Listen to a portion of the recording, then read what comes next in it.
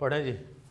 पहले ध्यान से हर एक बात सुननी, क्योंकि ये पूरा सब्जेक्ट ही करंट पे चलता है कि एक डील तो हमने की है कबाड़ा, जिसमें ऐसी मूर्खता दुनिया में कोई देश कर सकता है जैसी हमने कर दी है। पता नहीं क्या सरकार की मजबूरी है, सरकार इतने भयंकर दबाव में क्यों है। ठीक कि कल का पता नहीं आपने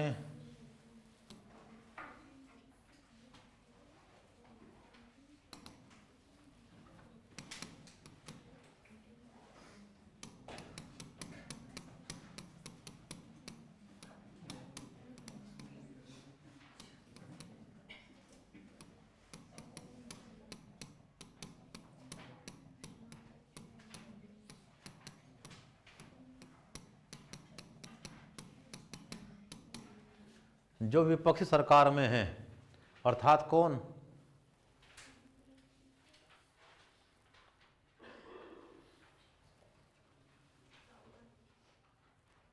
राहुल गांधी।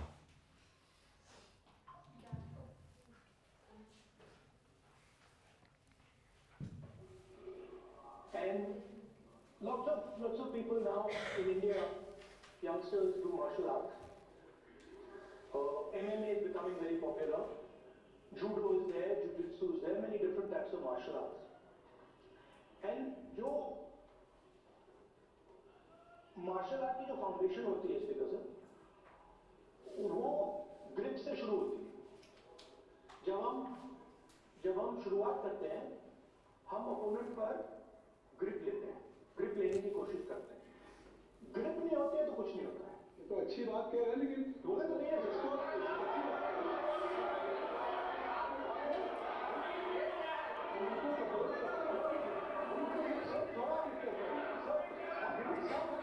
आप बोलने दीजिए, आप उनको बोलने दीजिए। मैं चेयर पे हूँ, मैंने कहा आप अच्छी बात कह रहे हैं, इसको राष्ट्रीय थोड़ा सा फ्रीडम दे दीजिए। तो शुरुआत ग्रिप से होती है sir. What is surprising to me? What happened in the deal? If the India alliance was negotiating with President Trump, I will tell you what we would say. The first thing we would say is, President Trump, the most important thing in this equation is Indian data. You want to protect deal में सबसे पहले compromise क्या हो रहा है, भारत का data. Data means money, data means power, data means control. किसी देश को कंट्रोल करना है तो क्या रखो, उसका डेटा अपने हाथ में रखो। जिस दिन चाहे उसे मैनिपुलेट कर दो, क्योंकि एल्गोरिथम आपके हाथ में है। क्या होता है एल्गोरिथम? अभी इसने एक वीडियो देखी है, अगली वीडियो कौन सी देखनी है इसे, अब ये हम तय करेंगे। वीडियो वहाँ 1 करोड़ है, ठीक। तो ये एल्गोरिथम हम कर सकते हैं सेट। एल्गोरिथम में हमने डाल दिया है, इसे हमें क्रिटिसाइज करना है, तो जितनी वीडियो क्रिटिसाइज करने वाली हैं इसकी, वही आने शुरू हो जाएंगे दमादम। अब इसने अपनी लगा रखी है PR एजेंसी, पर्सनल रिलेशनशिप, और वो इसकी छवि अच्छी करना चाहती है। तो एल्गोरिथम में वो पेड प्रमोशन करेगी, इसके अच्छे अच्छे वीडियो बनाएगी, इसे दान करते हुए दिखाएगी, इसे फलाना करते हुए दिखाएगी। इसकी छवि हमारे नज़रों में आम जनता क्या हो जाएगी, बढ़िया, यार क्या टॉप की हीरोइन ने, बढ़िया, इतना अच्छा काम करते यार, कितना बढ़िया मामला है।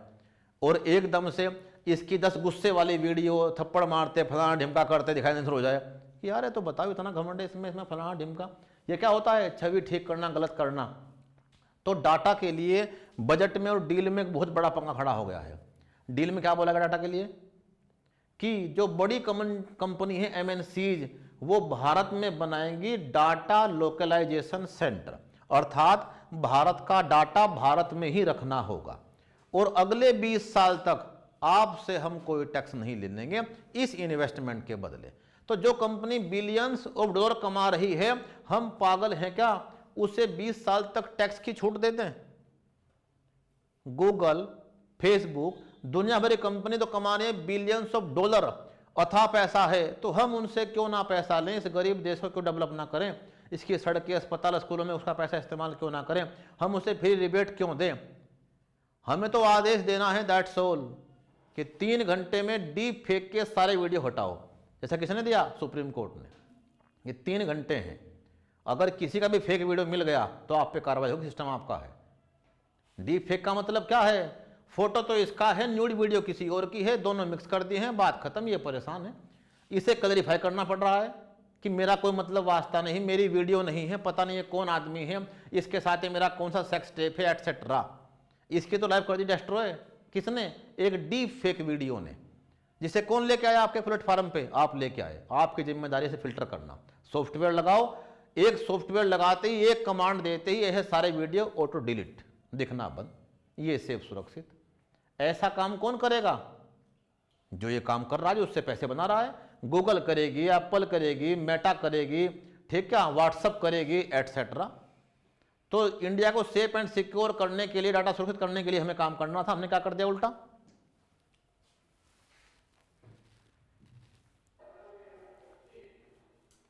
You want to protect your dollar? We are your friends. We appreciate you. We want to help you protect your dollar. But please remember that if you want to protect your dollar, the biggest asset that can protect your dollar is lying with the Indian people. First thing. Second thing we would say, President Trump, if you want access to this data, then please understand that you are going to talk to us as an equal. You're not going to talk to us as if we are your servants. Second thing we would say, Mr. Trump, please understand. इसी data के ऊपर second कहानी ये है कि एक भारतीय ने एक ऐसी एआई ऐप बना दी है, अब तक उस सेक्टर में हजारों आदमी काम कर रहे हैं, बहुत सी कंपनियां काम कर रही हैं शेयर बाजार में। ये एक इन्वेस्टर है और इसने मेरी सलाह ली है, मेरे ऐप की सलाह ली है और उसके बिहाफ पे क्या खरीद रहा है, शेयर। लेकिन उसने ऐसा एल्गोरिदम सेट कर दिया है कि बहुत सारी कंपनियों की जो भी खत्म हो जाएगी। वो जो ऐप है वो सेकंडों में उसकी पूरे पास्ट एटसेट्रा सारी हिस्ट्री सब बता के देगा, 10 देगा आपको सजेशंस, कब लें कब बेचें एटसेट्रा। इससे उथल पुथल कहाँ मच गई है। तो जो थ्रेट्स ऑफ एआई है वो आपको करना पड़ेगा कंट्रोल। अगर भारत का डाटा सारा, एग्जाम्पल दे रहा हूं मैंने अपने फोन से क्या किया, ऐसे में लेकर कब चला, किसे पता है, एप्पल को। और वो सब डाटा किसके पास है, एप्पल के। अभी मैंने अपने यूपीआई से कितने ट्रांजैक्शन किए, किसे पता है, यूपीआई से उसे। वो 24 घंटे मेरी बात सुन रहा है, 24 घंटे इसका स्पीकर ऑन है, 24 घंटे इसका कैमरा ऑन है, ठीक क्या। अब उसने ये बताने के लिए कि नहीं कैमरा ऑन नहीं है, यहाँ बिलिंग होकर लाइट आएगी तब आप मानना कैमरा ऑन है, इतना कैमरा ऑन नहीं हुआ। तो ये सारे काम सेफ्टी फीचर्स कौन करेगा, सरकार। मेरे ट्रांजैक्शन कितने हैं, मैं क्या देखता हूं, मैं क्या खाता हूं, मैं क्या पीता हूं, मैं क्या सर्च करता हूं, किसे पता है, एप्पल को, फेसबुक को, मेटा को, व्हाट्सएप को, सब कुछ। और वो सब डाटा का इस्तेमाल करके एआई के माध्यम से हमारी बहुत सारी जॉब्स, चीजें, प्राइवेसी सब दिक्कत में ला सकती है। तो सरकार को उसकी सिक्योरिटी करना बहुत जरूरी है। डाटा आज पावर है, हमारी सब इंफॉर्मेशन, मैं कितना खर्च करता हूं उसे पता है, मैं क्या देखता हूं उसे पता है। ऐसे ही एड्स आएंगे, ऐसे वो मेरी लाइफ कंट्रोल करेगा, ठीक क्या। तो उसके लिए सरकार ऐसी कंपनियों को अगले 20 साल तक इस टैरिफ डील में क्या देने वाली है, छूट। पहला बड़ा issue.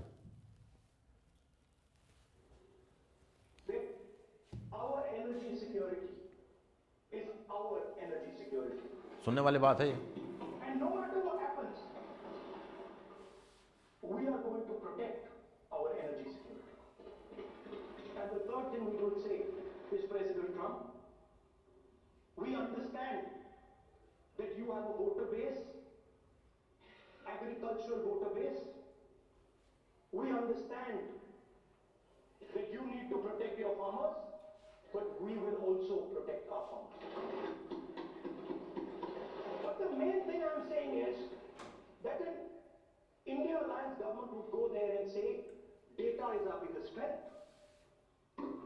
Now let us talk. Meaning we would go there as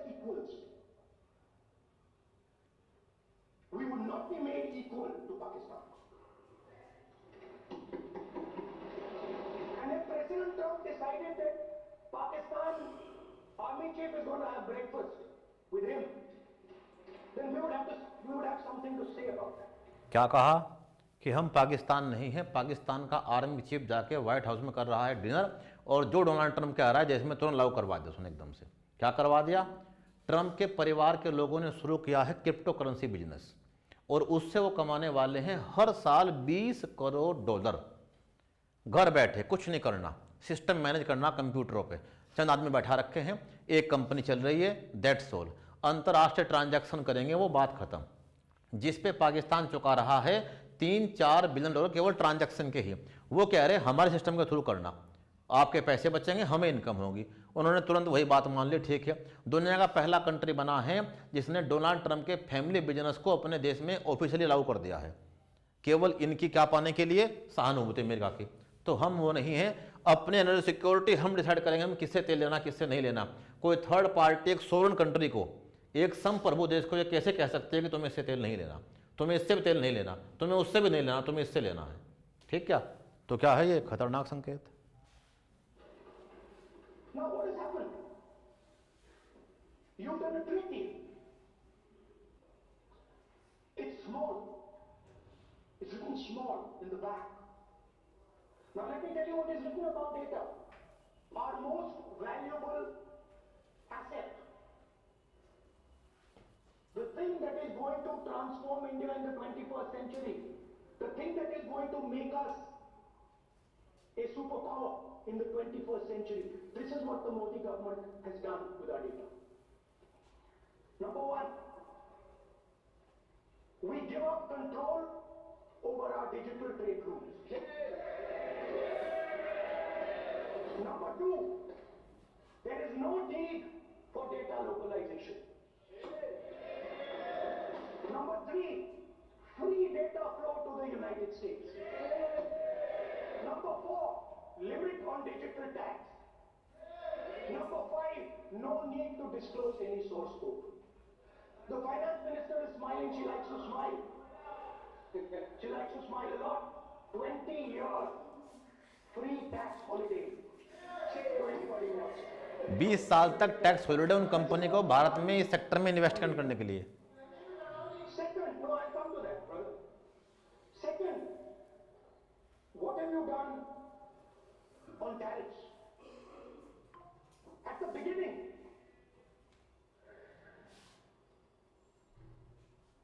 % was the average.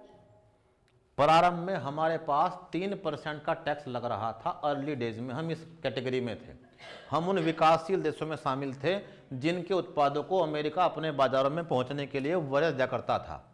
एक सामान्य वरीयता समझौता, हम उसमें शामिल थे। हम पहले उसमें से बाहर निकाले गए, हम पे दबाव बनाने के लिए, ठीक। और जो 3% का हमारे पास टैक्स था, हम उनसे ले रहे थे 50% उनके सामान को भारत में एंट्री करवाने के लिए, चाहे वो कोई प्रोडक्ट होता जिसको हमने भारत में एंट्री कर रखी थी। एग्री प्रोडक्ट पूरी तरह से बैन थे, कुछ ही एग्री प्रोडक्ट थे उनका भी लिमिट और कोटा तय था। हम ले रहे थे 50% और वो ले रहे थे 3%। वो 3 से कहाँ लेकर गए हमें? 50 तक। और वो कहाँ ला के रोकते हैं हमें? 18 पे। और हम कहाँ रोकते हैं उन्हें? ला के 0 पे, ठीक। 3% was the average. It is now gone up to 18%. A 6% increase. 6x increase. Sorry, thank you. US imports to go up from $46 billion. You're talking about our budget. US imports to go up from $46 billion to $146 billion. I mean, this is absurd. This is absolutely absurd. And they have no commitment to us. We have a commitment to them. We are going to add $100 billion a year to their imports, and no commitment to us. Deal में second बात, हमने commitment कर दी है कि हम तुमसे खरीदेंगे mission 500 के तहत हर साल $100 बिलियन का सामान। क्या तुम भी हमसे कुछ लोगे? हम नहीं तुमसे कुछ भी लेते। तो हम क्या पागल हैं? हम अपने देश से अपना सामान की पूर्ति करेंगे, तुम्हें कमिटमेंट क्यों करेंगे हम? कि हम तुमसे 500 बिलियन डॉलर के सामान खरीदेंगे हर साल, 100 बिलियन डॉलर। ठीक, तो सामने वाला कोई भी कमिटमेंट नहीं कर रहा है, हम ही कमिटमेंट कर रहे हैं। टैक्स में छूट कर देंगे 0, तुमसे सामान लेंगे हर साल 100 बिलियन डॉलर का। ठीक, अभी ले रहे हैं कितना एडवांटेज है, 45 बिलियन डॉलर का हमें, और जब हम दुगना लेंगे उससे तो हम गए। We're just standing there like fools.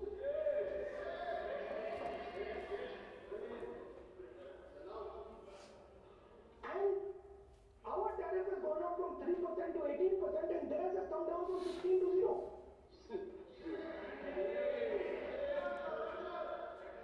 Now, I understand that the people across the aisle here want to protect our country.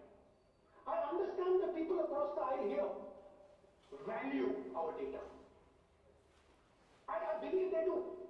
I also believe that the Prime Minister, that India's biggest asset is its people, and as a result its data. I know that. I do not believe for 1 second that the Prime Minister does not understand this.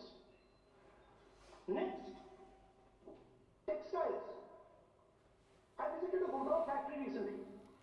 ये video देखो, इसके बाद तुम्हें एक और video दिखानी है textile पे क्या हो गया है। We finished as a result of the tariffs. Now what have you done? You have, the United States has reduced Bangladesh's tariff to 0. And our tariff is 18%. What? Bangladesh का टैरिफ 0 हो चुका है। उन्होंने एक डील कर दी है कि जो कपास पैदा होती है अमेरिका में, अगर तुम इस कपास को खरीद के इसका रेशा बनाओगे, धागा बनाओगे, थ्रेड, और उससे कपड़ा बनाओगे, तो वो कपड़ा जब अमेरिका में आएगा तो क्या है, 0 टैरिफ्स। 0 टैरिफ्स बोलते हैं, बोलते 0 एक्सेस ड्यूटी, उन्हें कुछ नहीं देना होगा। हम देंगे 18%। तो अब तक जो हमारा धागा खरीद रहा था उसका सबसे बड़ा डेस्टिनेशन कौन था? तो भारत में जो कपास की खेती होती है, इंडिया वर्ल्ड में नंबर 1 है कपास खेती में, वर्ल्ड नंबर 1। और हम पैदा करते हैं दुनिया के नंबर 1 बीटी कॉटन कपास, और वो कहाँ जा रही है? उसका धागा इस्तेमाल हो रहा है बांग्लादेश में भी, इंक्लूडिंग इंडिया। तो हमारे डिमांड मेंटेन है और हमें उसके अच्छे पैसे मिल रहे हैं, क्योंकि उनका माल भी बिक रहा है और हमारा माल भी बिक रहा है। अब जब वो सस्ता कपास किसी और से लेंगे तो आपके किसान क्या होगा? वो अपना कपास कहाँ बेचेगा? भारत में जिस सेक्टर में किसान सर्वाधिक आत्महत्या कर रहे हैं, कपास उनमें नंबर 1 पे है। सर्वाधिक आत्महत्या जो राज्य कर रहा है वो महाराष्ट्र में कर रहा है किसान आत्महत्या। तो वहाँ ये समस्या और भयंकर बन जाएगी। और आप अंतर्राष्ट्रीय मार्केट में गए, कल से ही विदिन 2 डेज ही आपके टेक्सटाइल कंपनीज के जो शेयर मार्केट में शेयर हैं वो धड़ाम हो रहे हैं कि इनका भविष्य खतरे में है, इनसे पैसे निकाल लो, कल कोई दिक्कत नहीं होने वाली और भयंकर बड़ी। यानी हमारे टेक्सटाइल सेक्टर जो बहुत बड़ा सेक्टर है, भारत में खेती के बाद सर्वाधिक रोजगार देने वाला क्षेत्र कौन है? टेक्सटाइल। उसमें लगभग 2 लाख 3 लाख लोग रोजगार करते हैं। सीधाई G20 जो उसमें जो इंडिया है वो सबसे ज्यादा ग्रोथ कर रहा है इकोनॉमी, तो उसका इम्पैक्ट भी तो पड़ेगा। इकोनॉमी इम्पैक्ट है, हम सोच रहे हैं इसे खपत कर लें, लेकिन अमेरिका से जो आपको लाभ मिल रहा है पैसा बेच के, एक्सपोर्ट बढ़ा के, क्या वो आपको भारत में मिल जाएगा? क्या उसी रेट पे आप खरीद सकते हैं सामान और हम खरीद सकते हैं जिस रेट पे हम अमेरिका में बेच के आ रहे हैं? तो जहां अच्छा माल बिक रहा था, बढ़िया पैसे मिल रहे थे, हमारी कंपनी अर्निंग कर रही थी, वो जॉब्स दे रही थी, क्या आप भी दे पाएंगी? जब हमारा कंपटीटर दुनिया भर के सामान सस्ते बना के 0 ड्यूटी में वहां पहुंचाएगा तो कंपटीशन में हम आउट हो चुके हैं। ये हमें क्या करनी थी? डील कि क्या होगा टेक्सटाइल सेक्टर का हमारे, जब उसे 0 कर रहे हो जो हमारा कंपटीटर है, तो हमें क्या करो? 0। जब हम तो कमिटमेंट कर रहे हैं 500 बिलियन डॉलर का और वो नहीं कर रहा है 54 का कमिटमेंट भी। You expect our textile people to do? They're dead. They're finished. The entire textile industry is gone. Because their competitor is Bangladesh. If Bangladesh imports US cotton, they have 0% duty. Finished. Textile industry gone. Let's talk about energy. What we need for the data, what we need for our food, what we have fought for Energy security, gone. Now the United States will decide who we buy oil from. Yes. The United States will come to us and say, you cannot buy oil from so-and-so, and so-and-so, and so-and-so. Russia, Iran, whoever they want. They will decide. Our Prime Minister will not decide. Please understand, and they will monitor. They will keep a watch. Meaning they will look, and if India buys oil from anyone they do not want, they will punish us. And they will take our tariffs right back to 50%. For the first time in Indian history, our farmers are facing a storm. Makka, soybean, lal jawar, kapas. You have opened the door. You have opened the door. 1970 से और 1960 से America पूरा जोर लगा रहा है। जब कभी जगजीवन राम मंत्री हुआ करते थे तब से लेकर आज तक कोई भी उसके दबाव में नहीं झुका है और उसके एग्री प्रोडक्ट्स के लिए भारत का मार्केट नहीं खोला है। नहीं तो यहाँ के उन्हीं सेक्टर के जो किसान हैं वो दिक्कत में आएंगे, चाहे वो कोर्स ग्रेन के हों, चाहे वो सोयाबीन के हों, चाहे वो कपास के हों। और एक सेकंड समस्या है, जो उत्पाद उन्होंने कह दिया मक्का तो आपको लेनी पड़ेगी हमारी, ठीक क्या, तो मक्का वाले तो गए, उन्हें बहुत बड़ी दिक्कत होने वाली है। उनका प्रोडक्ट बहुत मैकेनाइज है, वेल पैकेजिंग है, उनके पास बहुत सारी सुविधाएं हैं, सरकार उन्हें बैकअप दे रही है दुनिया भर का, ठीक क्या, और वो उत्पाद जैसे भारत में आएंगे हमें दिक्कत होने वाली है। सेकंड चीज़ क्या है, आपने कुछ उत्पादों में ऐसे में हामी भर दी है, आपने कहा दूध तो हम आपका नहीं, लेकिन दूध से बनी चॉकलेट लेंगे आपकी, तो वो वही सामान को किसी और सामान से बना के आपको दे देंगे। आप उसे रो फॉर्म में नहीं लोगे तो मैन्युफैक्चरिंग फॉर्म में लोगे, यानी सामान वो अपना सारा बेच देगा। जिससे खुशी की लहर कहाँ है, अमेरिकी एग्रीकल्चर सेक्टर में। ये बात कौन क्लैरिफाई कर रही है, उनकी एग्रीकल्चर सेक्रेटरी, कि कह रही है बहुत बड़ी खुशखबरी है, अब जो यूएस एग्रीकल्चर सेक्टर है उसे किसानों को बड़ा बाजार हाथ लग गया है, जहां उसकी बहुत डिमांड है और बहुत लंबे टाइम से हमें इसकी नीड थी। क्योंकि दुनिया में जो सबसे बड़ा बाजार है, थर्ड लार्जेस्ट, वो कौन है, एग्री मार्केट तो हमारा ही बड़ा है, बहुत बड़ा। चीन वाले तो क्या दिखाए थे, मैंने बता रहे थे, क्या खा रहे बेचारे, कोबरा के पकौड़े, ठीक क्या, और हम क्या ले रहे, रोटी। American farm, thousands and thousands of acres each farm. You have opened the doors to crush our poor farmers. It is disgraceful. It is disgraceful. No Prime Minister has ever done this before. And let me tell you, no Prime Minister after you is ever going to do it.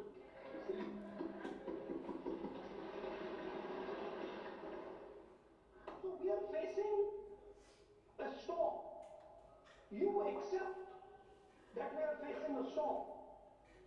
You yourself say the era of one superpower is over, intensifying geopolitical conflicts. You yourself say energy and finance weaponization, and you have allowed the Americans to weaponize our finance and our energy against us? What does it mean when America says you cannot buy oil from somebody? It means our energy is weaponized. What does it mean when they say your tariff will go down, our tariff will go down and yours will come up? It means finance trade is weaponized. So you are telling us that the world is a place where geopolitical conflict is intensifying. You're telling us energy and finance will be weaponized, and then you're having it done to you. You're having it done to our farmers. You're having it done to our youngsters. You're handing our data over.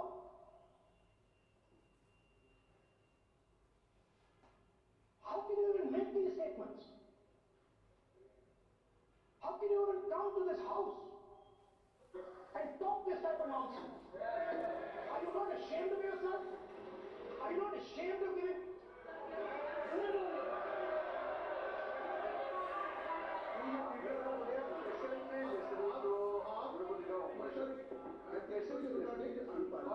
But the word I'm not yielding, sir. no, but you're saying shameful, you're saying nonsense. Nonsense. When the finance minister replies in the evening, the leader of opposition should listen to the reply of the Honorable Finance Minister. My request is, please use the word whatever you choose to use, but don't make it abusive. It doesn't.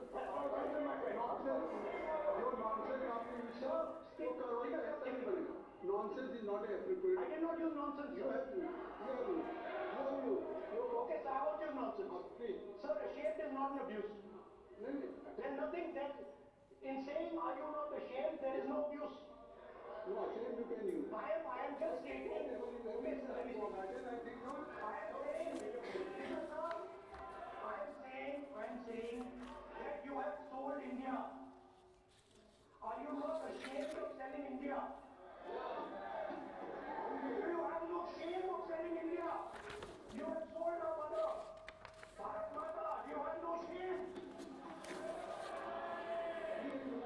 Sir, the interesting thing is, I know that the Prime Minister would not sell India under normal circumstances. He would not do it. You know why he sold India? Because they are choking him. Mr. Rahul, address to the chair, please. He has sold India because they are choking him. They've got a grip on his neck. Speaker साहब, मैंने बोला जब चोट लगाते हैं दूसरे व्यक्ति की आंख में देखते हो तो डर दिखता है सर, पीएम की आंख में डर दिखता है. ठीक, यानी सरकार भयंकर गिर चुकी है और विपक्ष वालों को घर बैठे मौका मिल गया है। ठीक क्या? और सरकार की इसमें पूरी तरह से गलती है। सेकंड चीज सुनो जरा ध्यान से, अब जरा, वो तो बहुत लंबा भाषण है। 9 फरवरी को अमेरिका और बांग्लादेश के बीच रेसिप्रोकल टैरिफ से जुड़ी एक अहम ट्रेड डील पर साइन हुए। बांग्लादेश की ओर से कॉमर्स एडवाइजर शेख बशीरुद्दीन और एनएस खलीलुर रहमान मौजूद रहे, जबकि अमेरिका की तरफ से United state trade representative Jameson courier ने समझौते के दस्तावेज पर दस्तखत किए। इस समझौते पर बातचीत पिछले साल अप्रैल से शुरू हुई थी और करीब 9 महीने तक चली। इस डील के तहत अमेरिका ने बांग्लादेश पर रेसिप्रोकल टैरिफ को 19% तक कम करने पर सहमति जताई है। ये टैरिफ पहले 37% था और इसे पिछले साल अगस्त में घटाकर 20% किया गया था। अब इसमें 1% की और कमी कर दी गई है। इसके साथ ही एक और अहम व्यवस्था बनी है। बांग्लादेश से कुछ विशेष टेक्सटाइल और परिधान जो अमेरिकी कपास और कृत्रिम रेशे से बने होंगे, उन्हें अमेरिकी बाजार में 0 टैरिफ पर प्रवेश मिलेगा। समझौते के कुछ ही घंटों बाद 10 फरवरी को भारत की कपड़ा और सूत कंपनियों के शेयरों में तेजी से गिरावट आई। इसके बाद ये चिंता जताई जाने लगी कि अमेरिका के कपड़ों के बाजार में भारत की स्थिति कमजोर पड़ सकती है। कहा जा रहा है कि निवेशक अमेरिका बांग्लादेश टैरिफ समझौते और अमेरिकी अधिक कपड़े कौन खरीदता होगा? इस पे ज़्यादा पैसे होंगे। आप और मैं तो एक ही जूता, एक ही चप्पल, एक ही सामान को महीनों महीनों पहनते हैं। जब तक वो फट के हमें मन संतुष्टि ना हो जाए कि अभी दूसरा लेना चाहिए, हम तभी लेते हैं। ठीक क्या? तो अफ्रीका वाले नहीं लेंगे, साउथ अमेरिका नहीं लेने का, और एशिया वाले तो हम खुद है, हमें पता। ठीक क्या? शादी ब्याह किसी का होगा तो एक आध कपड़ा हमने बनवा लेना, नहीं तो बात खत्म। कौन ले रहा है खरीदारी भयंकर? अभी चल रहा है वैलेंटाइन वीक। क्या चल रहा है? Valentine week. आप और हम चवन्नी खर्च नहीं करने के, लोग पता नहीं कितना खर्चा कर देंगे। ठीक क्या? एक वीकेंड पे ही, पार्टी पे, फलाने पे, ढिमके पे। तो खर्चा वही लोग कर रहे हैं जिन पे पैसे हैं। ऐसी 2 ही दुनिया में मार्केट हैं, एक का नाम है यूरोपियन यूनियन और एक का नाम है अमेरिका। ठीक, वही बाजार है और उसी बाजार में कुछ लोग एडवांटेज ले गए हैं। और 10 तारीख को 9 का एग्रीमेंट हुआ है, 10 को बाजार खुला है, शेयर बाजार डाउन है उन कंपनियों का जिनका कच्चा माल कहाँ जा रहा था? अमेरिका और बांग्लादेश। ठीक, वो दिक्कत में आ गए तुरंत ही। के इस्तेमाल से जुड़ी अहम शर्त के असर को लेकर चिंतित हैं। कपड़ों के निर्यात में भारत और बांग्लादेश के बीच लंबे समय से प्रतिस्पर्धा रही है। अब आशंका ये है कि नए व्यापार समझौते के कुछ प्रावधान भारत के लिए झटके साबित हो सकते हैं। ये भी कहा जा रहा है कि बांग्लादेश धीरे धीरे भारतीय कच्चा माल छोड़कर अमेरिकी कपास का इस्तेमाल करने लग सकता है। इसका सीधा असर भारत के कपास किसानों और धागा उद्योग पर पड़ सकता है। साथ ही 0 टैरिफ का फायदा मिलने से बांग्लादेश के उत्पाद अंतरराष्ट्रीय बाजार में और सस्ते हो सकते हैं, जिससे भारतीय कपड़ा निर्यातकों के लिए मुकाबला और मुश्किल हो जाएगा। खबरों के मुताबिक 2024-25 में भारत ने बांग्लादेश को 1.47 अरब डॉलर यानी करीब 570 मिलियन किलो का सूती धागा निर्यात किया। बांग्लादेश भारतीय धागे का सबसे बड़ा खरीदार है। अंग्रेजी अखबार द हिंदू से बात करते हुए confederation of India textile industry की महासचिव चंद्रिमा चैटर्जी ने कहा कि अमेरिका और बांग्लादेश के बीच हुए समझौते का तुरंत असर भारतीय सूती धागे पर पड़ेगा, क्योंकि बांग्लादेश अब अमेरिकी कपास खरीदकर अपनी टेक्सटाइल मिलों में धागा तैयार कर सकता है। अब सवाल उठ रहा है कि क्या इस घटनाक्रम से भारत और बांग्लादेश के रिश्तों पर भी असर पड़ेगा। प्रोफेसर हर्ष वी पंत कहते हैं कि मुझे लगता है इसका असर पड़ सकता है। अमेरिका अपने कच्चे माल के निर्यात को बढ़ावा दे रहा है और इससे बांग्लादेश को जो फायदे मिलेंगे, और ये देखते हुए कि अमेरिका बहुत लेन देन वाली नीति अपनाता है, बांग्लादेश के लिए उस रास्ते पर ना जाना मुश्किल होगा।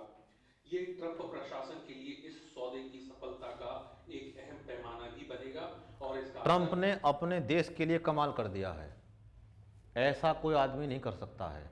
आप और मेरे लिए ट्रंप खराब है, लेकिन इसने कितने बड़े बड़े ऑर्डर्स हर सेक्टर के लिए दे दिए हैं। Defence, space, IT, agriculture, her sector को बूस्ट करने पर लगा हुआ है। और जो इसका रियल विजन है, मागा, मेक अमेरिका ग्रेट अगेन, वो क्या दिख रहा है? बिल्कुल सक्सेसफुल। विदेशियों को उठा उठा के मारो गोली और भगाओ यहाँ से, जॉब्स भी सारी अपने पास। तो ये तो अपने मिशन में सक्सेसफुल हैं, लेकिन अपने मिशन में कौन फेल हो रहे हैं? हम क्या हो रहे हैं? टोटली कॉम्प्रोमाइज, यानी जैसे हमारे ऊपर कोई खतरनाक दबाव हो और हम इनकी हर बात मान रहे हों, हम डिनाई भी नहीं कर पा रहे हों। ठीक, ये तो अपना एक्सपोर्ट बढ़ा रहे हैं, ये कपास भी हमसे ले जाओ, हमें और फायदा होगा, यूएसए वाला छोड़ो, तुम भारत वाला छोड़ दो। ठीक क्या? और भारत क्या है इसका? स्ट्रेटेजिक पार्टनर, रणनीतिक पार्टनर, व्यापारिक पार्टनर, ट्रेड पार्टनर। इनका व्यापार भारत से चल रहा है बहुत बड़ी संख्या में। 3% के आसपास यूएस व्यापार इंडिया से होता है, उनके कुल व्यापार का 3% ओनली। लेकिन हम इसमें फायदे में हैं, हमें होने वाला घाटा, हम कमिटमेंट के क्या बैठे? सब चाहते हैं अपना एक्सपोर्ट बढ़े, वो तो अपना कपास बेचने में तुले हुए हैं, और हम उल्टा उनसे खरीदने की बात कर रहे हैं। कितने की? $500 बिलियन की। साथ में वो भी हमसे लेते कुछ सामान इतनी वैल्यू का, तो बिल डील बराबर की थी, फिर कोई दिक्कत नहीं, तुम कुछ लो और हमसे हम कुछ लेंगे, बात खत्म हो गई। देखो जरा, भारत पर भी पड़ेगा एक तरह का डोमिनो इफेक्ट। वो आगे कहते हैं कि अगर चुनाव के बाद रिश्ते स्थिर होते हैं, अब क्या चल रहा है बांग्लादेश में? आज है 12 फरवरी और आज बांग्लादेश में वोटिंग चल रही है, जहां बहुत सारी हिंसा भी हो रही है। और चुनाव में कौन खड़ा है फिलहाल बांग्लादेश में? तुम्हें करंट में पढ़ना पड़ेगा, किताबों की बात नहीं है। किताबों को भूल जाओ, यही किताब चल रही है जिस टॉपिक को पढ़ रहे हो। IR एक चलती फिरती किताब है, इसे रात दिन रहना पड़ेगा अपडेट। आज चुनाव चल रहे हैं बांग्लादेश में, 2 पार्टियां खड़ी हैं। कौन कौन सी? मोहम्मद यूनुस की तो पार्टी कोई नहीं।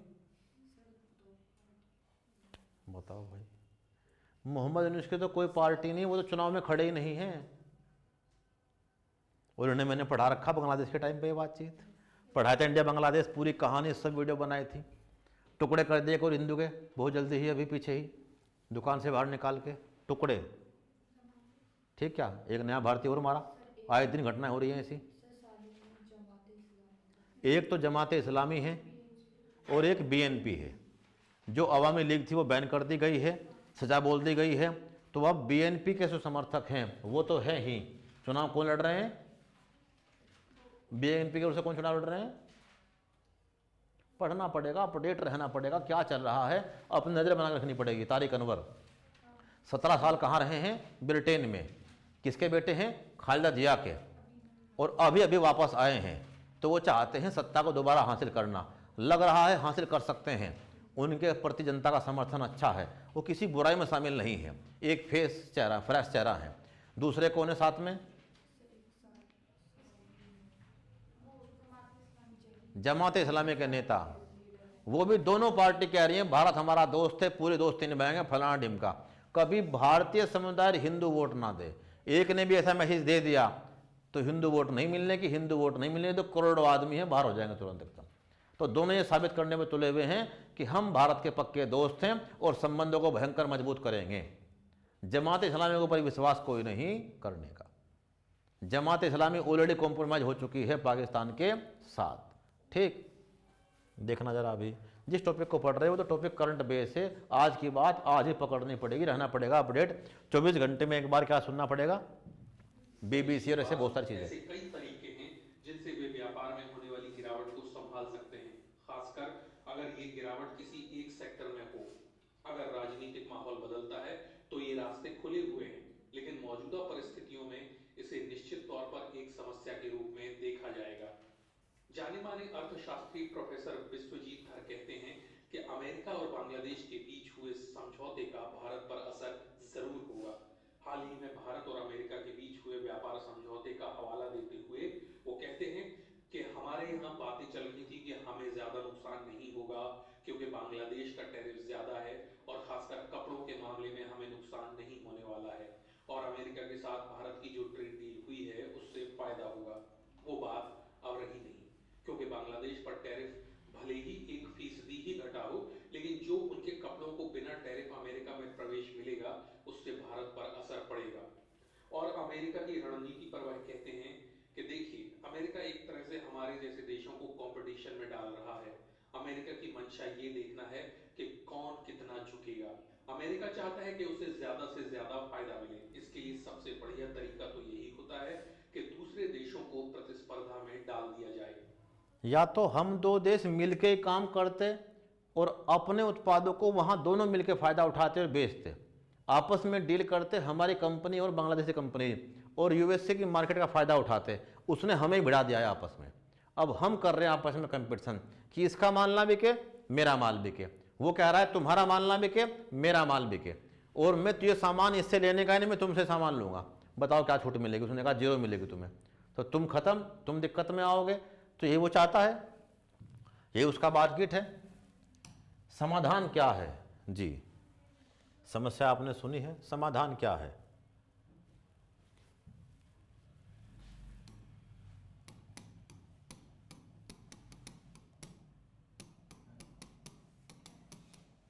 क्या करें, क्या समाधान है?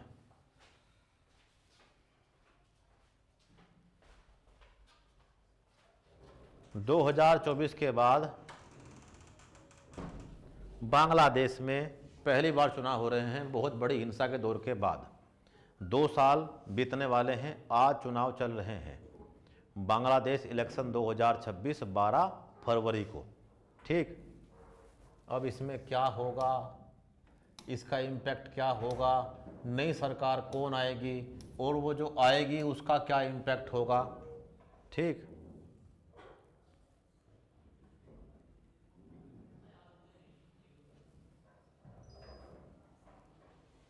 Shifting our attention to our neighborhood, Bangladesh votes to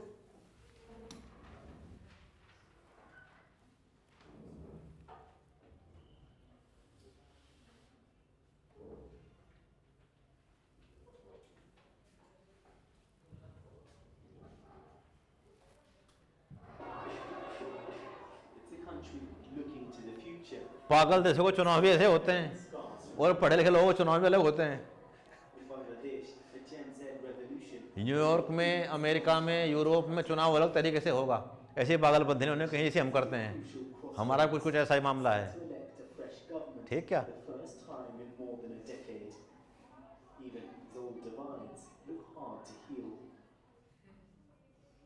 So in this room, what we have tried to do to collect as it was, and this is the furniture of section as well. This is the exact bed.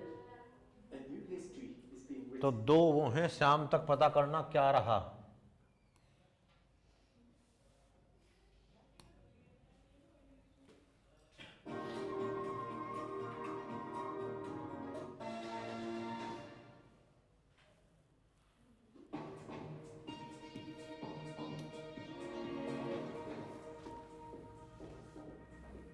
BBC दुनिया में आप देखिए कौन हो सकता है बांग्लादेश का अगला पीएम।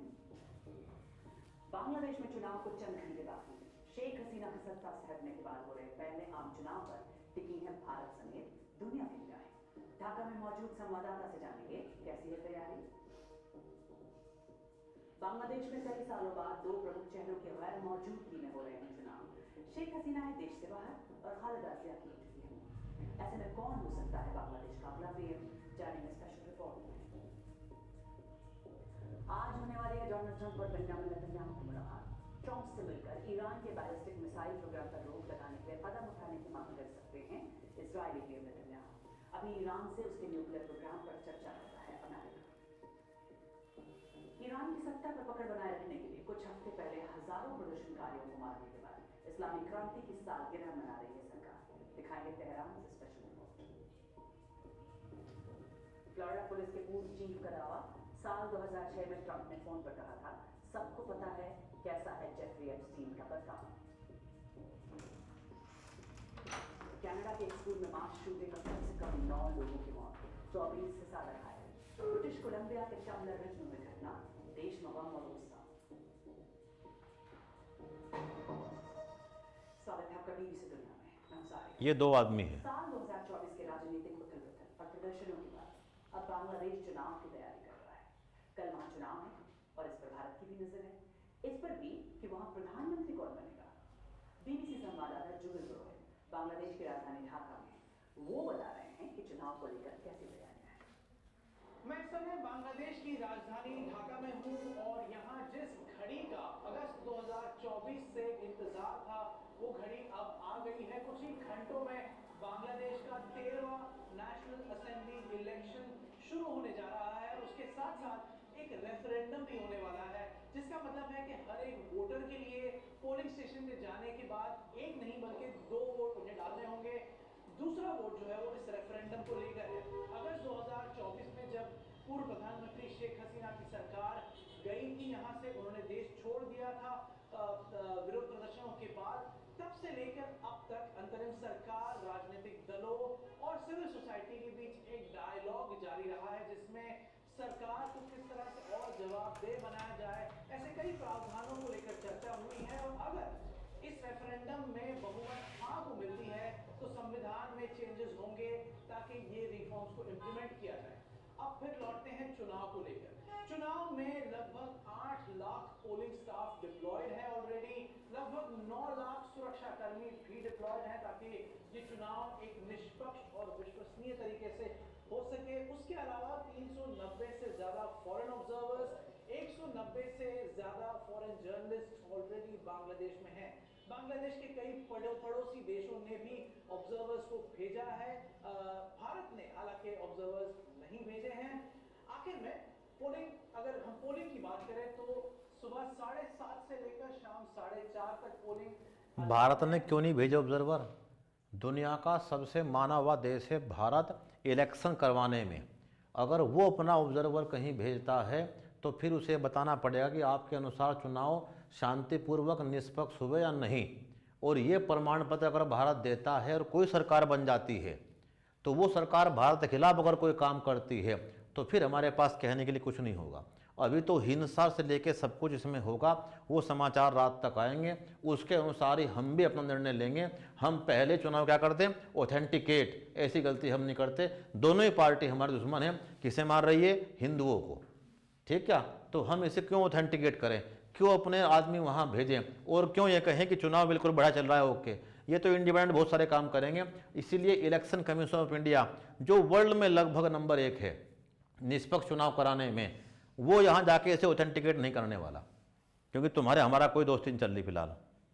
जिसके तुरंत बाद काउंटिंग शुरू हो जाएगी। इलेक्शन कमीशन जो यहाँ का है उसके मुताबिक कुछ घंटों में इनिशियल लीड्स और रिजल्ट्स डिक्लेयर कर पाएंगे वो, यानी कि ये कहा जा सकता है कि 12 तारीख की रात और 13 तारीख की सुबह आते आते चुनाव किस दिशा में जा रहा है, कौन जीत रहा है, इसके संकेत आ जाएंगे। लगभग 2000 से ज्यादा कैंडिडेट्स हैं जो इस चुनाव में खड़े हुए हैं। 50 पार्टियां हैं, लेकिन 2 ब्रॉड कोalitions पर सबकी नजर है।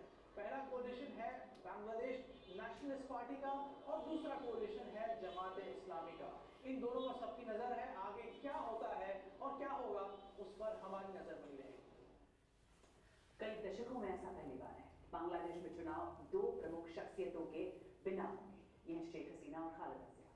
स्टूडेंट्स के नेतृत्व में हुए विरोध प्रदर्शन और राजनीतिक अस्थिरता और बदलती नीतियों से दो नेता चुनावी रेस में सबसे आगे नजर आ रहे हैं। ये हैं 17 सालों तक निर्वासित जीवन जीने के बाद बांग्लादेश लौटे तारिक रहमान और जमात इस्लामी के अमीर शफीकुर रहमान। आखिर ऐसा कैसे हुआ कि इन्हें अगर मिली बांग्लादेश की कमान तो फिर क्या होंगी चुनौतियां? देखिए बीबीसी की south Asia regional journalism team की ये रिपोर्ट। बांग्लादेश अपने इतिहास के सबसे अहम चुनावों में से एक की तरफ बढ़ रहा है। कई सालों बाद ऐसा पहली बार है कि बांग्लादेश में चुनाव दो प्रमुख शख्सियतों के बिना होंगे। ये हैं शेख हसीना और खालिदा जिया। स्टूडेंट्स की अगुवाई में हुए प्रदर्शन ने 2024 में शेख हसीना को सत्ता से बाहर कर दिया था और विपक्षी नेता और बांग्लादेश की राजनीति का अहम चेहरा रही खालिदा जिया की 1 साल बाद मौत हो गई। इसके बाद पुरानी राजनीतिक व्यवस्था खत्म हुई और एक नई व्यवस्था बनी। बांग्लादेश में अगला पीएम बनने की चुनावी रेस में दो नाम सबसे आगे हैं। ये हैं बांग्लादेश नेशनलिस्ट पार्टी के तारिक रहमान और जमाते इस्लामी के अमीर शफीकुर रहमान। तारिक रहमान पूर्व पीएम खालिदा जिया और पूर्व राष्ट्रपति जिया उर रहमान के सबसे बड़े बेटे हैं। वो एक बार फिर राजनीति के केंद्र में आ गए हैं। तारिक रहमान को एक विवादित शख्सियत के तौर पर देखा जाता रहा। वो 17 सालों तक ब्रिटेन में निर्वासित रहने के बाद बांग्लादेश लौटे। उनके खिलाफ भ्रष्टाचार और आपराधिक मामलों के कई आरोप लगे, लेकिन पिछले 2 सालों में वो प्रमुख आरोपों से बरी हो चुके हैं। इससे उनकी राजनीतिक वापसी का रास्ता साफ हो गया। 2025 के आखिर में जब तारिक रहमान अपनी बीमार मां से मिलने ढाका लौटे तो उनका भीड़ ने जोरदार स्वागत किया। उनके समर्थक उन्हें बीएनपी की राजनीति का वारिस मानते हैं। तारिक रहमान अपने आप को देश की स्थापना में अपने परिवार की ऐतिहासिक भूमिका और बदलाव चाहने वाले युवा वोटरों की इच्छाओं के बीच एक ब्रिज के तौर पर पेश कर रहे हैं। लेकिन उनके सामने बड़ी चुनौती जमाते इस्लामी के शफीकुर रहमान है। शफीकुर रहमान वैसे तो डॉक्टर हैं, लेकिन उन्होंने 1980 में जमाते इस्लामी में शामिल होने से पहले ही स्टूडेंट लीडर के तौर पर अपना राजनीतिक सफर शुरू कर दिया था। उन्होंने इसके बाद पीछे मुड़कर नहीं देखा। वो 2019 में जमाते इस्लामी के अमीर बने और इसके बाद से वो इस पद पे हैं। कई सालों से वो पार्टी की कट्टर छवि को बदलने में लगे हैं। इस चुनाव में उन्होंने खुद को सुधार करने वाले नेता के तौर पर पेश किया है। एक ऐसा शख्स जो सभी को साथ लेकर चलता है, भ्रष्टाचार मुक्त बांग्लादेश चाहता है और राजनीतिक मतभेद को किनारे कर सहयोग करने वाले शख्स के तौर पर पेश किया है। और अब गुरुवार को होने वाले चुनाव में तारिक रहमान और शफीकुर रहमान दो ऐसे नाम हैं जो देश की दिशा तय कर सकते हैं।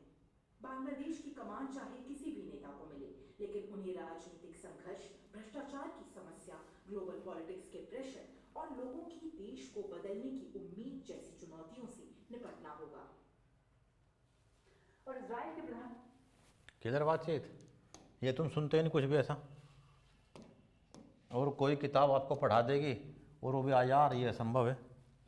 यानी बहुत कुछ अपडेट रहना पड़ेगा, खुद निकालने पड़ेंगे एनालिसिस, इन्हें करना पड़ेगा इस्तेमाल, दुनिया भर की चीज़ें सुननी पड़ेंगी।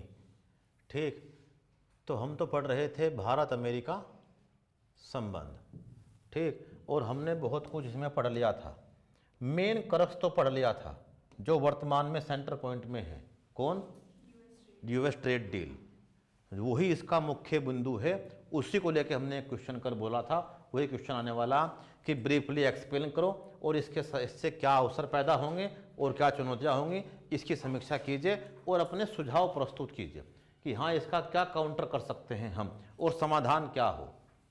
ठीक, वही समाधान है मार्केट डाइवर्सिफिकेशन। आप अकेले अमेरिका पे क्यों डिपेंड हो रहे हैं, आप उसका हल निकालिए, आप नए बाजार तलाश करिए। आपको तो अपना माल खपत करनी है, उस बाजार में नहीं होगा तो आपके तो एक बॉडी डील हो चुकी है, आप शिफ्ट हो जाइए वहाँ, कहाँ? यूरोपियन यूनियन का, जिससे आपने क्या किया अभी? FTA। तो घबराने वाली बात ही नहीं है। लेकिन अपने कंट्री के जो फार्मर्स से इन्हें प्रोटेक्ट कीजिए। सबसे बड़ी चिंता सिर्फ क्या है? एग्रीकल्चर सेक्टर और फार्मर्स ऑफ इंडिया। तो ट्रेड डील की हमने बात कर ली, अब डिफेंस की बात करते हैं। हमें क्या चाहिए और हम क्या कर रहे हैं, फिर थोड़ी सी सामरिक बात और ये बातचीत, थोड़ा प्रवासी भारतीय समुदाय वहाँ कितना है और क्या समस्या झेल रहा है। ठीक, चलते हैं आगे। भारत और अमेरिका के बीच रक्षा संबंध, Indo US defence relations, officially तो अमेरिका पढ़ते ही लगभग सब कुछ खत्म। एक बात एक्स्ट्रा क्या पढ़ लेनी चाहिए हमें, बस यूरोपियन यूनियन ट्रेड डील, बस, और ये सब कुछ पूरा। इसके बाद तो बातें कभी खत्म होने की नहीं। क्यों? क्योंकि ये तो हर दिन पूरे वर्ल्ड में कुछ ना कुछ होगा और आपको वो करंट न्यूज़ में सुनते रहना है कि हाँ ये हुआ है, इसका इम्पैक्ट क्या पड़ेगा, उसका हिसाब किताब लगाते हैं, इसका नफ़ा नुकसान क्या होगा, तो हम क्या करें, हमारी प्राथमिकता क्या हो। डिफेंस रिलेशंस, रक्षा संबंध। भारत विश्व का सबसे बड़ा रक्षा बाजार है एज ए सिंगल कंट्री, और ये कौन तय कर रहा है? सिप्री की रिपोर्ट 2020 से 2024 लेटेस्ट। इसके अनुसार India is second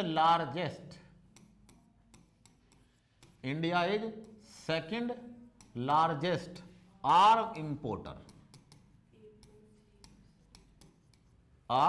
importer of world.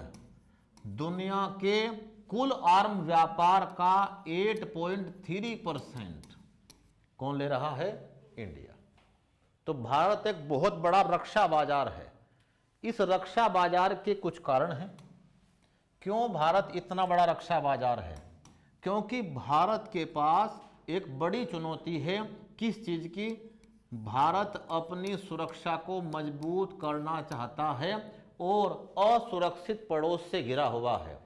ठीक, अनस्टेबल वर्ल्ड के पास रहता है, आतंकवाद से ग्रसित है और भारत के सामने बहुत से सिक्योरिटी चैलेंजेस हैं। ये सिक्योरिटी चैलेंजेस दो प्रकार के हैं। एक कैसे? इंटरनल सिक्योरिटी के, जिसे हम विदेश नीति का पार्ट नहीं मानते हैं, और एक कौन से? जिसे एक्सटर्नल। इसमें हम कह रहे हैं, कुछ लोग भड़का रहे हैं माओवादियों को, नक्सलवादियों को, आतंकवादियों को, वो हम निमट लेंगे, हमारे में दम है। ठीक, लेकिन एक्सटर्नल हमें क्या चाहिए?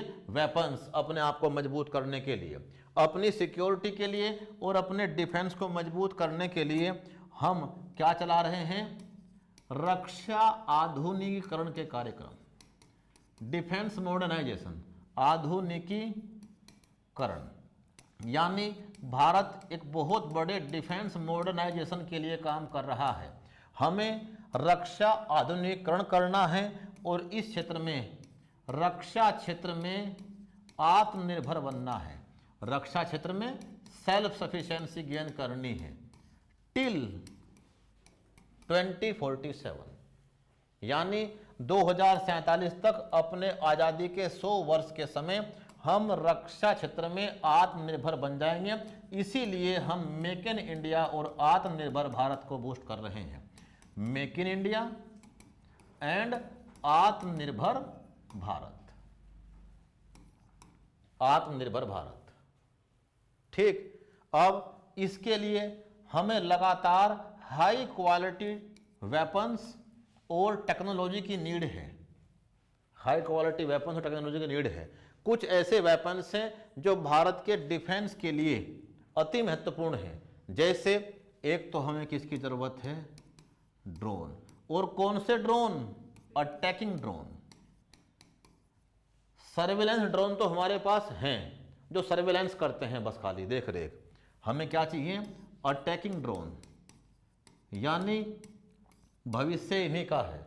और इसी के लिए हमने अपने बहुत सारे प्रोग्राम चला दिए हैं। ड्रोन की अलग से फोर्स बना दी है भारत ने पहली बार, जिसे कहाँ रिफ्लेक्ट किया हमने अभी? अपने नेशनल डे परेड के ऊपर, 26 जनवरी को, रिपब्लिक डे के ऊपर। तो एक तो हमें ड्रोन चाहिए, एक हमें क्या चाहिए? फाइटर प्लेन चाहिए। इनसे हमें क्या नहीं मिल रहा? Fighter plane. इनके पास दुनिया के 2 सबसे टॉप क्वालिटी विमान हैं, फाइटर प्लेन, दुनिया के 2 सबसे बेस्ट। एक को तो किसी को नहीं बेचते ये, वो तो कहते हैं हमारे लिए है, वो बहुत महंगा भी है। ठीक, जो दुनिया का सबसे मोस्ट एडवांस फाइटर प्लेन है और अभी 5वीं पीढ़ी का है। दुनिया का सबसे बेस्ट फाइटर प्लेन है F-22 राफ्टर, F-22 राफ्टर। और दूसरा फाइटर प्लेन इनके पास F-35 लाइटनिंग, बिजली की रफ्तार चलने वाला। F-35 लाइटनिंग, इसे सबको बेच रहे हैं। टर्की को बेचने के लिए वादा कर लिया है, सऊदी अरब को दे रहे हैं, यूएई को दे रहे हैं। पाकिस्तान के तो बहुत ही नहीं है, वो तो बहुत महंगा विमान है। वो तो बेचारे क्या चला रहे इनके सेकेंड वर्ल्ड वार के बाद के F-16। लेकिन एक बड़ा डील हुआ है इनके साथ अभी, एक स्पेशल मिसाइल जो F-16 के साथ होती है उसकी डील हाल ही में किससे हुई है? पाकिस्तान से, जो भारत के लिए चिंता की बात है, जो एक एयर टू एयर मिसाइल है। ठीक, क्या बात चल रही है, उम्मीद आप नजर रखते होंगे।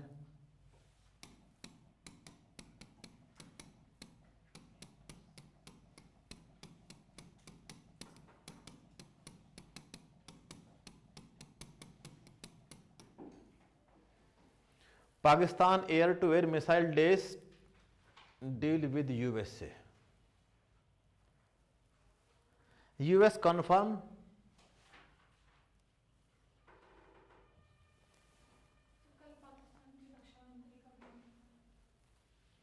हाँ, पैसे का जुगाड़ कर रहे बेचारे अपना कहीं ना कहीं से। एमराम मिसाइल है ये, और ये बहुत एडवांस मिसाइल है, और डील कितने की है? $2.5 बिलियन की डील है इस मिसाइल की, जो F-16 के साथ इस्तेमाल होगी। और F-16 एक घातक विमान है, ठीक, लेकिन उसे हमने और हमारे एक पायलट ने मार गिराया।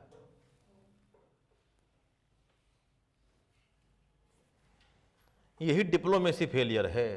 कहाँ है हमारी कूटनीति जो पहले इसी डील को होने से रोकती हो और हमारे लिए काउंटर पे काम करती हो?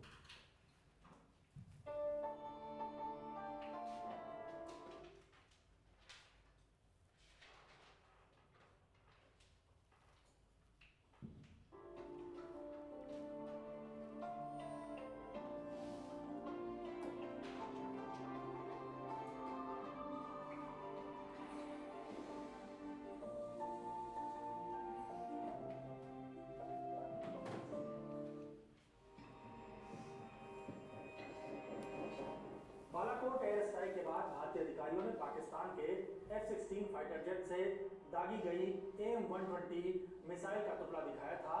तब कहा गया कि ये उसी फाइटर जेट का है जिसे इंडियन एयर स्पेस में दाखिल होने पर मार गिराया गया। उसी मिसाइल को लेकर अमेरिका पाकिस्तान में डील हो गई है। पाकिस्तान को अब अमेरिका से AIM-120 AMRAAM मिसाइल का C-8 और D-3 वेरिएंट मिलेगा। दरअसल अमेरिका के डिपार्टमेंट ऑफ वॉर ने नए मॉडिफाइड कॉन्ट्रैक्ट में इस मिसाइल के खरीदारों में पाकिस्तान का नाम शामिल कर लिया है। ये F-16 में भी लगती है जो पाकिस्तान के पास है। इस मिसाइल की खासियत बताएंगे, लेकिन पहला सवाल ये है कि पाकिस्तान को इस मिसाइल की जरूरत क्यों पड़ गई? एक्सपर्ट क्यों पड़ गई? तुम्हारे लिए। पाकिस्तान ने बड़े पैमाने पर चीनी मिसाइल खासकर PL-15 का खूब इस्तेमाल किया था, लेकिन ये मिसाइल कुछ खास नहीं कर सकी। शायद यही वजह है कि पाकिस्तान फिर से अमेरिकन हथियारों की तरफ झुक रहा है। अब जानते हैं कि आपको जानकारी नहीं होगी, जिस दिन पाकिस्तान की हमारे साथ ऑपरेशन सिंदूर में लड़ाई हुई उस दिन सेकेंड वर्ल्ड वार के बाद सबसे बड़ी एयरक्राफ्ट फाइट हुई विमानों के ऊपर, जहां 150 विमान ऊपर थे। 150 सेकेंड वर्ल्ड वार के बाद किसी एक एरिया में 150 विमान, 60-70 विमान उनके और 60-70 विमान से ज़्यादा हमारे, यानी 150 विमान एक साथ फाइट कर रहे थे अपने अपने बाउंड्री लाइन के अंदर रहते हुए, क्योंकि उनके पास दुश्मन को पहचानने के लिए मिसाइलों से हमला करने की तो एक बहुत बड़ी वार हुई, उसका आम जनता को पता ही नहीं है। इस चक्कर में हमारे कितने विमान डाउन हो गए? हमारे 5 या 6 विमान गिरे, जिनमें एक राफेल भी शायद था, जिसका कोई डिस्क्लोज भारत ने नहीं किया कि ये कोई बताने वाली बात नहीं है, तो वार है, इसमें नुकसान भी हो सकता है, कोई बात नहीं, ये वास्तविकता है, इसमें हो सकता है कुछ भी हो जाए। ठीक, आदमी हमारा कोई नहीं मरा, भले ही हमारे किसी विमान को भी लगे वो गिरा भी। तो उनके पास उस समय वो कौन सी मिसाइल थी? चाइनीज। जिसकी टक्कर हमारे पास कौन है? अस्त्र मिसाइल, जो एयर टू एयर मिसाइल है, आकाश मिसाइल, जो दोनों की मिसाइलें कैसी हैं? BVR, बियॉन्ड विजुअल रेंज, जहां तक आप देख भी नहीं सकते मिसाइल वहां तक जाएगी और दुश्मन को मारेगी। तो ऐसी सैकड़ों मिसाइल छूटी। उसके बाद ये डील खतरनाक है, एमरेम मिसाइल, एमराम कहते हैं इसे। 120 advance medium range air to air missile में ऐसा क्या है जो इसे खास बनाता है? हवा से हवा में मार करने वाली इस मिसाइल की रेंज 160 किलोमीटर है। इस मिसाइल की स्पीड मैक 4 है, यानी आवाज की गति से 4। ये सबसे बड़ी चिंता की बात है। मैक 4 की स्पीड मतलब हाईली सुपरसोनिक मिसाइल। ऐसी मिसाइलों को इतनी स्पीड ज़्यादा होगी, ट्रैक करना मुश्किल होता है। इतना सेकंड सिस्टम इसे ट्रैक करके जवाबी मिसाइल फायर करता है, तब तक देर हो चुकी होती है। तो हम भी अपनी सभी मिसाइलों को एडवांस कर रहे हैं और हाई मैक में लेके आ रहे हैं, ताकि गति इतनी भयंकर हो कि दुश्मन बच के भाग ना पाए। ठीक, और ये काम आज नहीं तो कल होगा, क्योंकि हर देश अपना प्रयास कर रहा है। किलोमीटर है। इस मिसाइल की स्पीड मैक 4 है, यानी आवाज की गति से 4 गुना तेज। ये मिसाइल कई विमानों जैसे F-15, F-16, F-22, super hornet समेत कुछ और फाइटर जेट्स में लगती है। AIM-120 मिसाइल को रेथियॉन नाम की कंपनी बनाती है। कॉन्ट्रैक्ट के सामने आने के बाद कांग्रेस के कम्युनिकेशन इंचार्ज और सांसद जयराम रमेश ने कॉन्ट्रैक्ट्स का लिंक लगाते हुए सोशल मीडिया एक्स पर लिखा कि कितनी जल्दी कूटनीतिक माहौल बदल जाता है और कितनी जल्दी कूटनीतिक असफलताएं जमा होने लगती हैं। भारत के लिए चिंता की बात है। वहीं अमेरिका ने ये मिसाइल नाटो देशों के अलावा ताइवान और इजराइल को भी देने का फैसला किया है, जिससे रूस, चीन और ईरान तक के कान खड़े हो सकते हैं। ये डील ऐसे समय में हुई है जब पाकिस्तान और अमेरिका के संबंधों में सुधार देखने को मिल रहा है। सितंबर के महीने में वॉशिंगटन डीसी में ट्रंप ने पाकिस्तानी प्रधानमंत्री शहबाज शरीफ और पाकिस्तानी सेना के प्रमुख फील्ड मार्शल असीम मुनीर से मुलाकात की थी। इससे पहले जून में व्हाइट हाउस के ओवल ऑफिस में इस तरह की मुलाकात हो चुकी है। यहाँ तक कि पाकिस्तानी एयरफोर्स के air chief marshal Zaheer Ahmed Babar ने भी जुलाई में अमेरिकी विदेश मंत्रालय का दौरा किया था। भारत की नजर इस बात पर भी रहेगी कि पाकिस्तान दुनिया की 2 महाशक्तियों अमेरिका और चीन दोनों को साथ पाता है। ये खबर लिखी है हमारे साथी मानस राज। यानी अब समस्याएं शुरू। समस्या क्या शुरू हो गई? पाकिस्तान को फ़ायदा तो होगा, लेकिन नुकसान भी होगा। जो विमान पाकिस्तान के पास यूएसए के हैं वो F-16 विमान हैं, बहुत पुराने विमान हैं, नई खरीद और नया डेवलपमेंट नहीं हुआ है। अब इनकी टक्कर पे जो विमान पाकिस्तान ले रहा है वो है J-10, J-20, J-17, यानी जियांग 10। ये चीनी विमान है। तो दूसरे विमान की टेक्नोलॉजी दूसरे में इस्तेमाल नहीं होती है।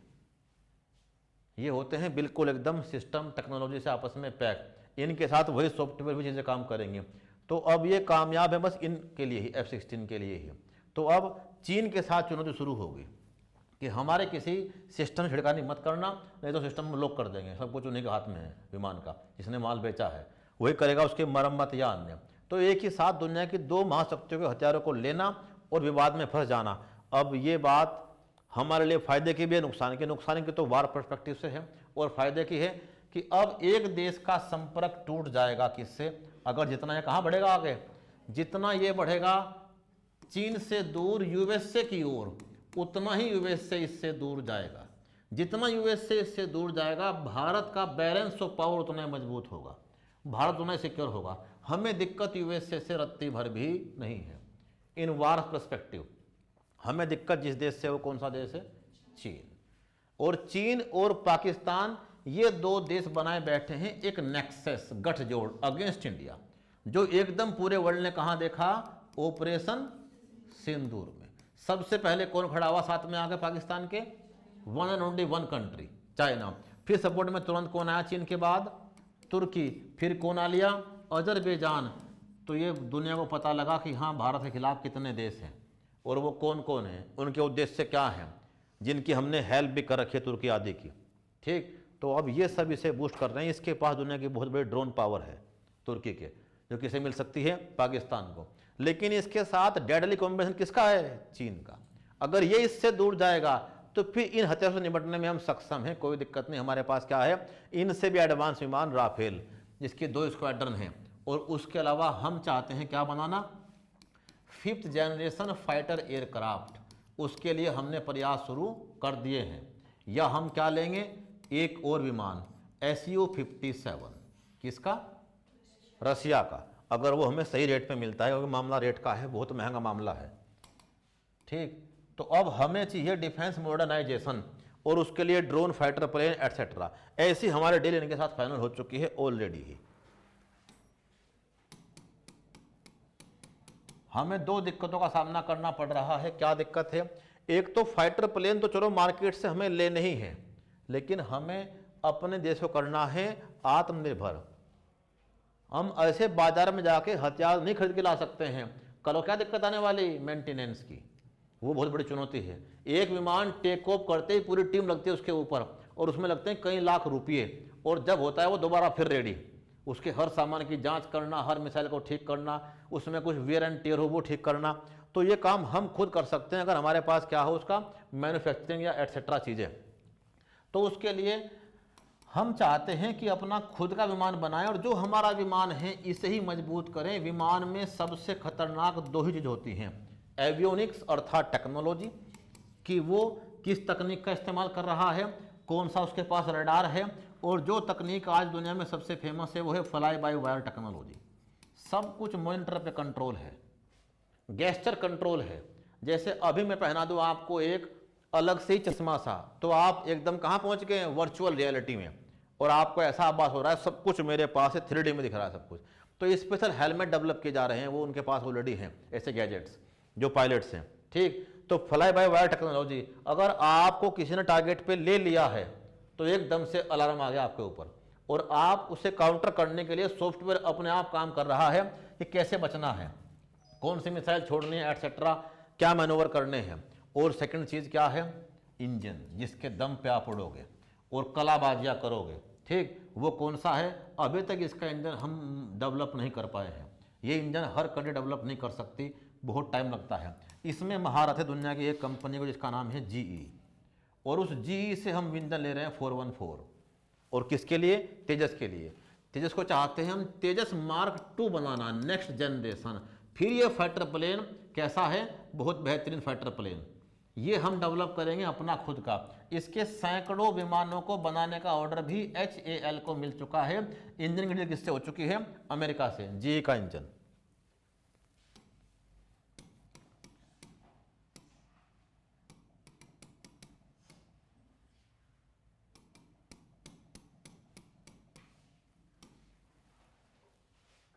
ये India sign deal to buy 113 US engines for its Tejas fighter.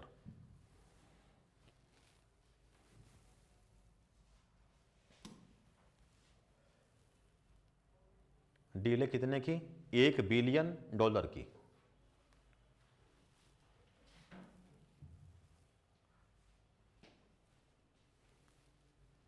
India ने अपना second GE F404IN-20 engine receive कर लिया है, जो NCA तेजस Mk-1A फाइटर जेट्स के लिए है। ये engine Hindustan aeronautics limited Bengaluru भेज दिया गया है, जहां ये तेजस के साथ इंटीग्रेट होगा और ग्राउंड टेस्ट किए जाएंगे। अगस्त 2021 में इंडिया ने 99 इंजन का ऑर्डर दिया था, जिनकी कॉस्ट लगभग 5,375 करोड़ की है। अब तक 2 इंजन हमें रिसीव हो चुके हैं, और इस फाइनेंशियल ईयर के एंड तक 12 इंजन एक्सपेक्टेड है। इंजन इंटीग्रेशन का प्रोसेस 1 महीने का होता है। Fuselage, piping, land gear fit करने के बाद हाई स्पीड टेस्ट होते हैं। इंडियन एयरफोर्स ने पहले ही 83 Mk-1A जेट्स का ऑर्डर दिया है, और एडिशनल 97 के लिए अप्रूवल एडवांस स्टेज में है। ओवरऑल ये step make in India defence push और इंडिया की कॉम्बैट पावर दोनों को, यानी एक तो हम ले रहे हैं इनसे ये सामान, सेकंड क्या कर रहे हैं?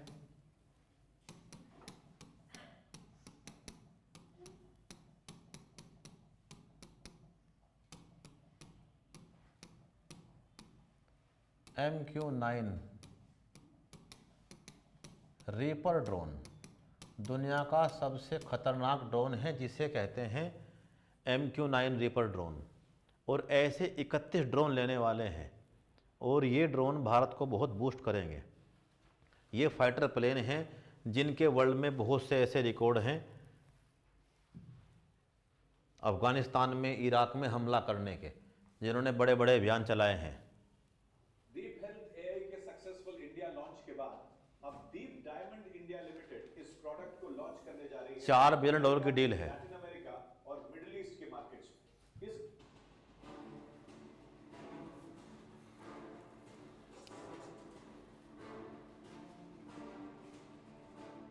On the first day of his US visit, when he met US President Joe Biden, Prime Minister Modi discussed a range of issues to strengthen Indo-US ties, trade and cooperation. One key deal that was discussed by both leaders in detail was a mega Indo-US drone deal. In June last year, the Indian Defence Ministry approved buying MQ-9B Sky Guardian and Sea Guardian armed drones, which have air-to-surface missiles and laser-guided bombs from the United States under a government-to-government framework. Now, what is this deal all about? Well, India is in the process of procuring 31 MQ-9B Sky Guardian and Sea Guardian drones from the United States. The cost to acquire these is nearly $3 billion. India wants these drones mainly to heighten the surveillance apparatus of the armed forces, especially along the frontier with China. Let's take a look at the capabilities of these drones.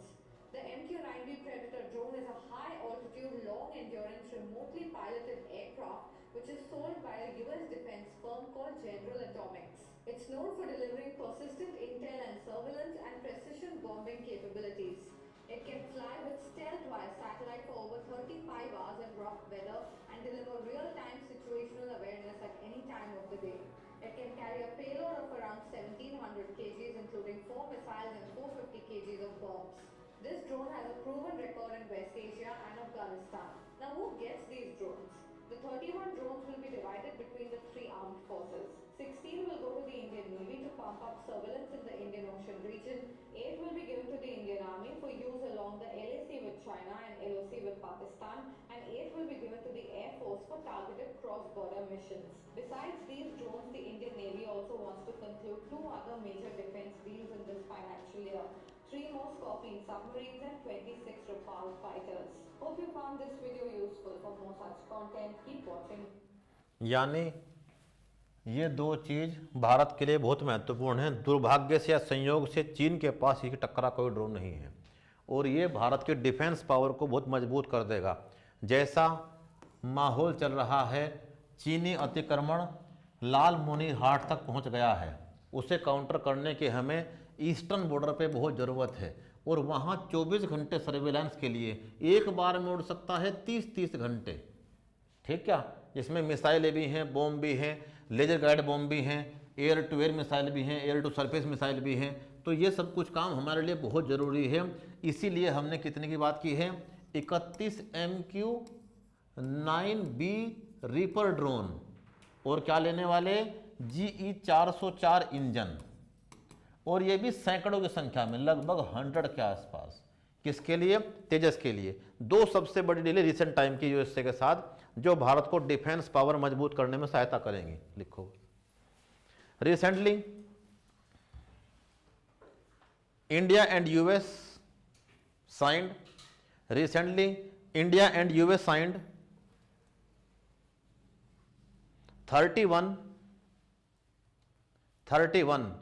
MQ-9B Reaper drone deal. It's also called Predator,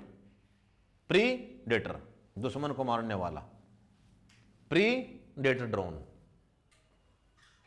which is world most advanced attacking and surveillance drone,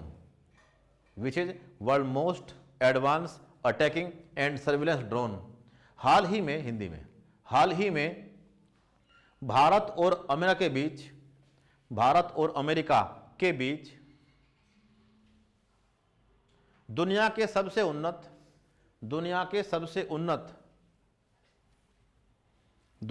सबसे उन्नत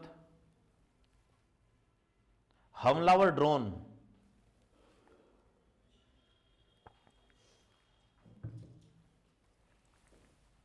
MQ-9B reaper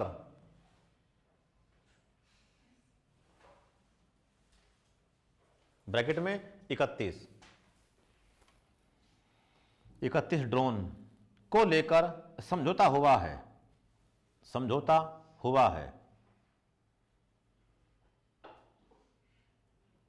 जो तीनों सेनाओं को उपलब्ध कराए जाएंगे। These drone provide to all 3 major forces, Army, Navy and Air Force. तीनों सेनाओं को उपलब्ध कराए जाएंगे।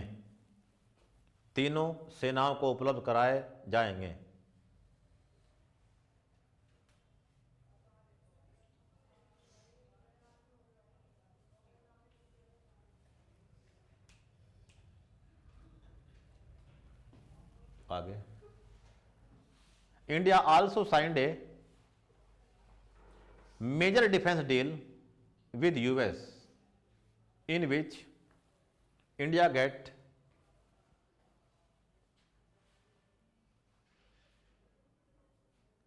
advanced jet engine. India gets advanced jet engine GE 404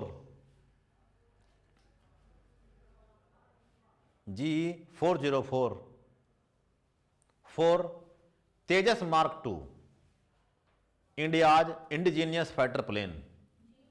GE 404 Tejas Mark II for Tejas Mark II, India's indigenously developed fighter plane.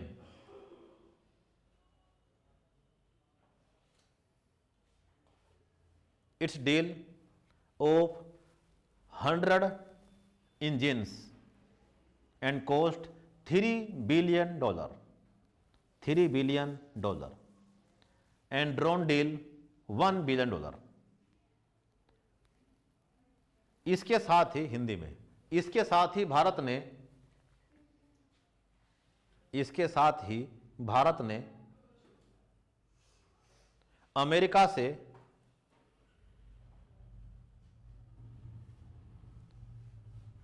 से अपने स्वदेशी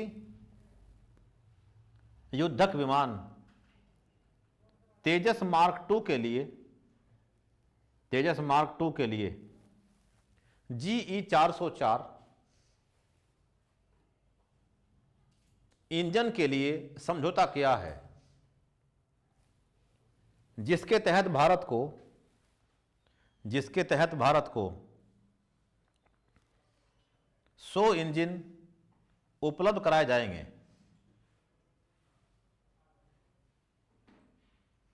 और यह है $3 बिलियन का समझौता है, और ड्रोन डील $1 बिलियन। तो $4 बिलियन कितना बैठता है? लगभग 9 चौक 36, तो 36 से 38,000 बिलियन डॉलर की डील है। कितने की?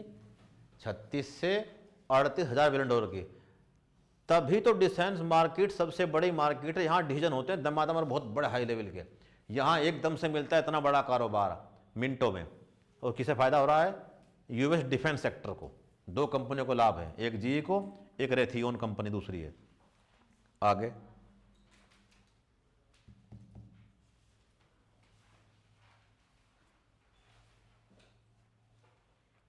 US provide 13% of India's defence supply. America Bharat की 13% रक्षा आपूर्ति करता है। 13% रक्षा आपूर्ति करता है। And 4th largest arm supplier of India. Number 1 Russia, number 2 France, number 3 Israel और नंबर 4, हालांकि दोनों सेम उस पे हैं 13% पे।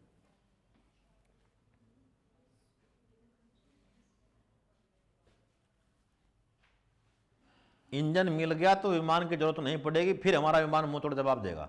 लेकिन अभी दिक्कत क्या है? ताकत पूरा गेम इंजन में ही है। इंजन हमारा इतना कैपेबल है नहीं। अगर वो मिल जाएगा तो फिर हम बिना मतलब विदेश से और सामान नहीं लेने के, हमारे पास अपना विमान रेडी होगा HAL का। और मेक इन इंडिया और जो आत्मनिर्भर भारत है और बढ़ेगा। कल को जिसका इंजन हमारे हाथ लग गया एक बार, फिर उसके पुर्जे पुर्जे खोल के बना लेंगे हम भी ऐसा ही। ठीक क्या? यानी अमेरिका के साथ यही हुआ है, चीन ने यही किया है। उसके विमानों ने कॉपी कर दी है बिल्कुल एकदम। सामान सब कुछ उसके पास उपलब्ध है, टेक्नोलॉजी वो देख रहा है अलग अलग देशों से पास से और उसको बना रहा है। तो हमारे पास कल को इंजन आएंगे तो निर्माण भी कर सकते हैं इन चीज़ों को हम देख के चेक करके, क्योंकि हर समय हमारे पास रहने वाले हैं। हालांकि अमेरिका जानबूझ के काम करता है। क्या करता है? हर देश के साथ एग्रीमेंट करता है यूमा, एंड यूजर मेंटेनेंस एग्रीमेंट, कि इस टेक्नोलॉजी का मेंटेनेंस भी हम करेंगे। कभी तुम खोल खा लो से बिना मतलब। ठीक क्या? और इसके तुम एंड यूजर हो गए, तुम किसी को थर्ड पार्टी को दे नहीं सकते इसे बिल्कुल भी। ऐसा एग्रीमेंट रशिया नहीं करता। ब्रह्मोस हमने बनाई है, कल को बेच देंगे, कोई दिक्कत वाली बात नहीं, दोनों को फायदा होगा इस बात का। ठीक, लेकिन क्या कहता है ये, इसीलिए तुम्हारे लिए मैं क्या लाया था,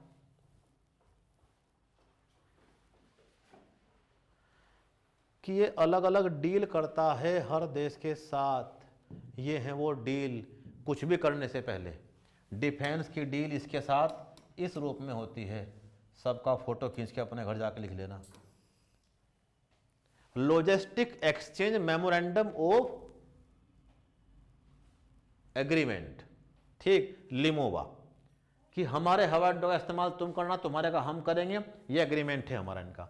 जीएस, कोमकासा, कम्युनिकेशन हम देंगे सारा, कभी तुम किसी का इस्तेमाल कर लो, पूरा पूरा हमारा जिम्मेदारी है। बेका यानी basic exchange and cooperation agreement, तो ये वो 4 एग्रीमेंट थे जो भी यूएसए से कोई हथियार खरीदता है उसे करने पड़ते हैं। संयोग से हमने चारों कर दिए हैं इनके साथ, तभी अब डिफेंस डील आगे बढ़ रही है कि इनके जो भी उपकरण होंगे उनमें कोई भी कम्युनिकेशन इस्तेमाल होगा तो वो सैटेलाइटों के थ्रू किसके होगा, अमेरिका सैटेलाइटों के through.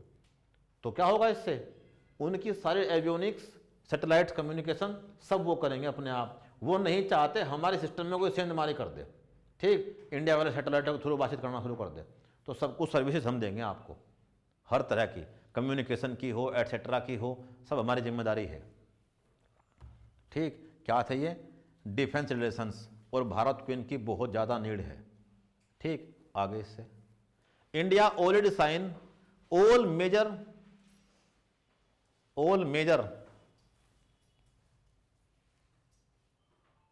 Defence procedural deal with US.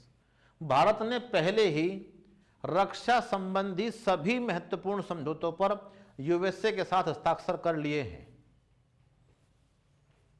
सबका नाम लिख लो जरा एक बार, ये फोटो तुम्हारे पास अवेलेबल होगा, आराम से लिखना कि ये क्या करते हैं, इनसे क्या होने वाला है।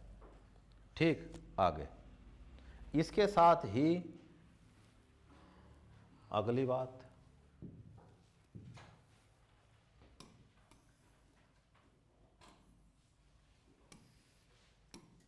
यही वो लॉजिस्टिक एटसेट्रा एग्रीमेंट है, जीएस, लिमोवा, कोमकासा एंड बेका, ये 4 मेजर डील्स हैं।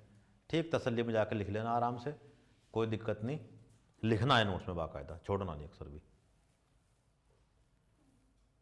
अब अगली बात, इंडिया और यूएसए स्पेस सेक्टर में क्या कर रहे हैं डिफेंस के साथ साथ, और सामरिक में क्या कर रहे हैं, तो सामरिक संबंध।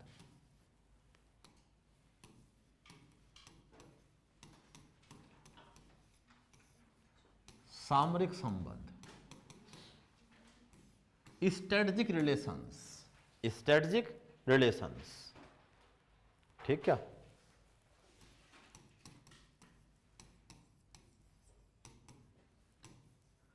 चूंकि दुनिया के जियो स्ट्रेटजी में लगातार परिवर्तन आ रहे हैं और ये जियो स्ट्रेटजी लगातार बदल रही है, भू रणनीतिक संबंध, तो हम भी इसके अनुसार अपने आप को बदल रहे हैं। क्या है,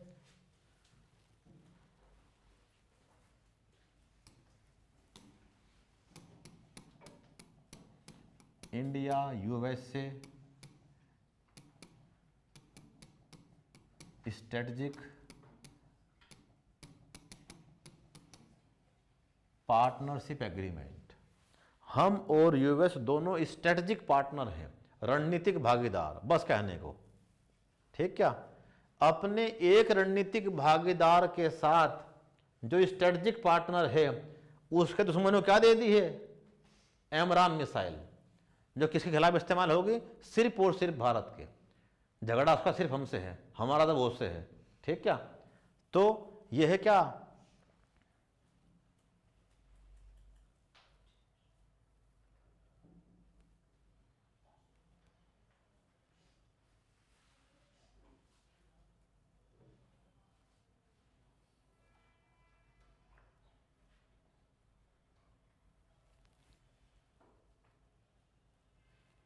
अब ये तत्काल जो न्यूज़ आ रही है वो सब किसकी आ रही है, सारी है ट्रेड डील की, स्ट्रेटजिक पार्टनरशिप एग्रीमेंट।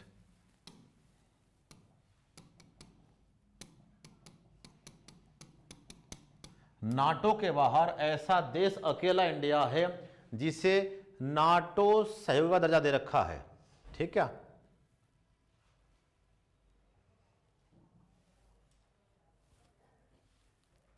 अब हमने इनके साथ किया है एक 10 वर्षीय रक्षा समझौता, जिसे हम 21 से 31 तक करेंगे, और उसमें क्या करने वाले, हम इनके हथियार खरीदेंगे। 10 ईयर डिफेंस डील हुई है इनके हमारे बीच एक। The last decade has made India simply unavoidable. And the next decade makes India indispensable.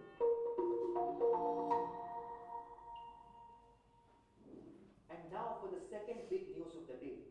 While India and the United States locked a 10-year defense pact, while trade war clouds and energy real politics swirl in the background. So India and US defense just linked a new partnership. It signed in Kuala Lumpur at the ADMM Plus, which stands for ASEAN Defense Ministers. लिखो जरा एक बातचीत। So the new 10-year defense framework.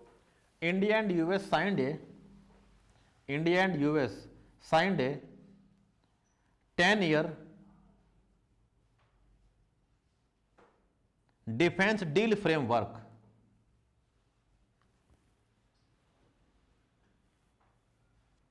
Bharat और America ने 10 वर्षीय रक्षा समझौते पर हस्ताक्षर किए हैं।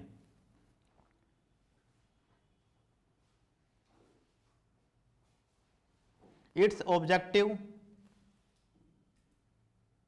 To aimed enhancing strategic cooperation. Its objective to aimed enhance strategic cooperation.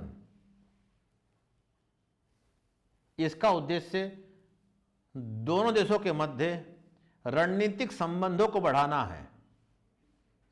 This deal starts from 2025 to 2035.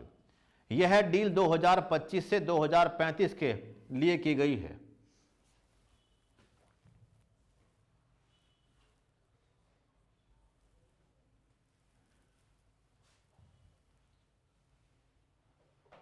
कौन अपग्रेड हो जाएगा तो कैनरा क्रिस? It is our most premium saving window. ये फॉर्म लीजिए और ऐप चेक कीजिए। पासवर्ड क्या?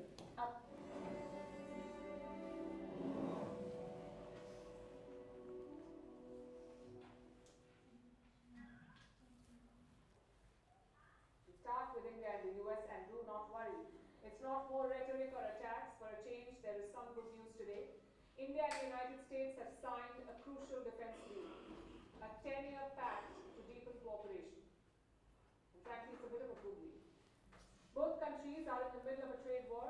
The US is cozying up to Pakistan. India is diversifying its options. So the last thing we expected was a military deal. That too, a decade-long one. So what is the play? The deal was signed in Kuala Lumpur today. That's where the ASEAN-India defense meeting was held. India was represented by Rajnath Singh, the Defense Minister of India. Also in town was Pete Hegseth. He is the US Secretary of War. Basically, he's America's defense minister. अभी America ने अपने रक्षा मंत्रालय का नाम बदल लिया, रक्षा नहीं war नाम दिया गया है। डिफेंस वर्ड हटा क्या बोल दिया गया है, वार मिनिस्ट्री। अब हम रक्षा नहीं करने के, अब तो हम हमला करेंगे, ये कहना चाहते हैं लोग। तभी तो क्या सेक्रेटरी ऑफ डिफेंस था, इसका नाम पहले क्या कर दिया, सेक्रेटरी ऑफ वार, युद्ध का secretary.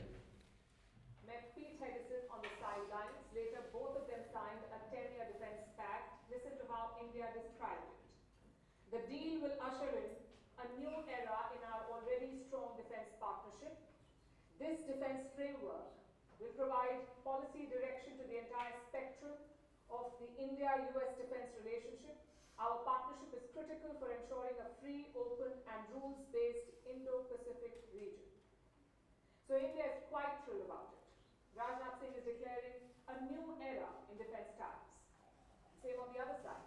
Here's how the US described the deal, and I'm quoting again: "This advances our defense partnership, a cornerstone for regional stability and deterrence. We are enhancing our coordination, information sharing and tech cooperation. Our defense ties have never been stronger." So the sentiment is positive on both sides. But what about the specifics? What will this agreement lead to?